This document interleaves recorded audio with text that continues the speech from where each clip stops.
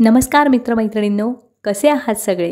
गुढीपाडव्यापासून आपलं नवीन वर्ष सुरू झालं तेच मुळी चैत्र पालवीच्या चाहुलीनं, आणि त्याचबरोबर चाहूल लागली ती जत्रा आणि यात्रांची.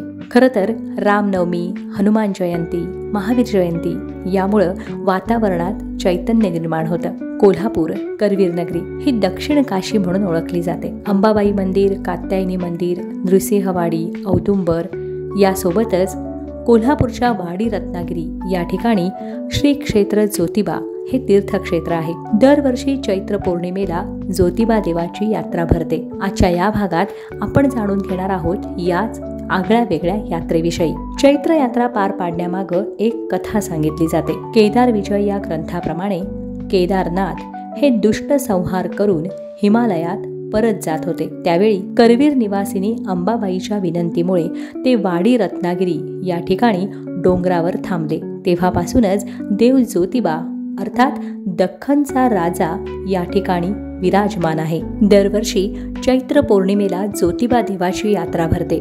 यालाच चैत्र यात्रा म्हणूनही ओळखलं जातं. गुलाल खोबऱ्याची उधळण करत ज्योतिबाच्या नावानं चांग भलच्या गजरात महाराष्ट्र, कर्नाटक, आंध्र प्रदेश इथून लाखो भाविक या यात्रेत सहभागी होत असतात. गुढीपाडवा झाला की सर्वच भक्तांना वेध लागतात ते ज्योतिबा चैत्र यात्रेचे. या यात्रेच्या निमित्तानं सारा ज्योतिबा डोंगर एकाच जयघोषात दुमदुमून जात असतो. हलगी, पिप्पाणी, सनई याच्या सुरांवर नाचवल्या जाणाऱ्या विविध ठिकाणाहून यात्रेसाठी आलेल्या सासन काठ्या यामुळे देखील हा परिसर हर्षोल्लासित होऊन जात असतो. आणि हे या यात्रेचं मुख्य वैशिष्ट्य आहे. या यात्रेतील हे वैशिष्ट्य म्हणजे जवळपास 30 ते 40 फूट उंचीचे जाड निशाण आणि त्याच्या तळावर ज्योतिबाचं वाहन घोडा विराजमान असतो. गुलालाची उधळण करत लोक या सासन काठ्या खांद्यावर नाचवतात आणि त्या नाचवत असताना तोरण्या सांभाळणं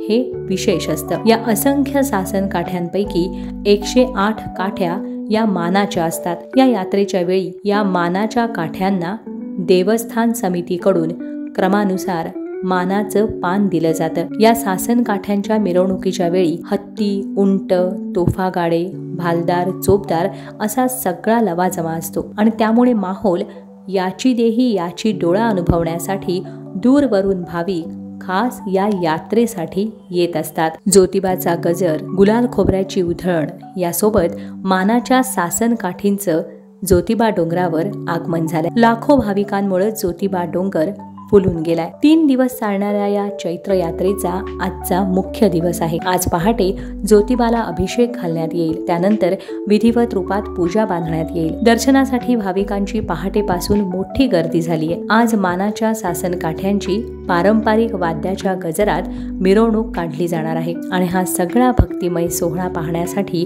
भाविकांनी डोंगर फुलून गेलाय. मित्रमैत्रिणींनो, प्रत्येक गावात, प्रत्येक जिल्ह्यात अशा आगळ्या वेगळ्या यात्रा असतात आणि ज्योतिबा चैत्र यात्रा हे पश्चिम महाराष्ट्राचंच नव्हे तर संपूर्ण महाराष्ट्राचं आणि महाराष्ट्राच्या बाहेरच्या भाविकांसाठी खूप महत्वाचा दिवस असतो आणि आकर्षणाचा सुद्धा. त्यामुळे सगळ्यांना ज्योतिबा यात्रेच्या भक्तिमय शुभेच्छा देऊन या भागात मी तुमचा निरोप घेतेय. पुन्हा एकदा ज्योतिबाच्या नावानं चांग भलं. पुन्हा भेटूया एका नवीन भागासह.